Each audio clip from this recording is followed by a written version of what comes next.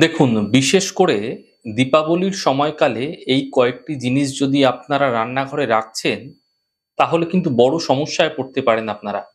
দেখুন, রান্নাঘর হচ্ছে বাড়ির অন্যতম পবিত্র জায়গা। রান্নাঘর হচ্ছে বাড়ির পাওয়ার হাউস। প্রথমত ঝাড়ু রান্নাঘরে রাখবেন না। রান্নাঘরে যদি ঝাড়ু রাখছেন, তাহলে গৃহকর্ত্রীর বা গৃহকর্তার শরীর কিন্তু মোটেই ভালো যাবে না। এমনটি সারা বছর জুড়ে দেখতে পাবেন। অকারণে শরীর ভোগাতে শুরু করবে। রান্নাঘরে ওষুধ রাখবেন না। অনেকেই রান্নাঘরে ওষুধ খেয়ে ওষুধের পাতা রেখে দেন। ওষুধ কিন্তু একদম ভুলেও রাখবেন না। বাড়ির কারো শরীর ভালো যাবে না এবং ওষুধও সহজে কাজ করতে চাইবে না। রান্নাঘরে আয়না অর্থাৎ মিরর একদম ভুলেও লাগাবেন না এবং রান্না করার সময় মোবাইলেও নিজের মুখ দেখবেন না। এতে নেগেটিভ এনার্জি আকর্ষিত হয়। অর্থহানি হতে দেখা যায় প্রবলভাবে। রান্নাঘর মা লক্ষ্মীর, মা অন্নপূর্ণার আবাসস্থল। তাই আয়, উন্নতি, সুখ, সমৃদ্ধি, প্রাপ্তি অনেক কিছুই কিন্তু নির্ভর করে এই রান্নাঘরের উপরে।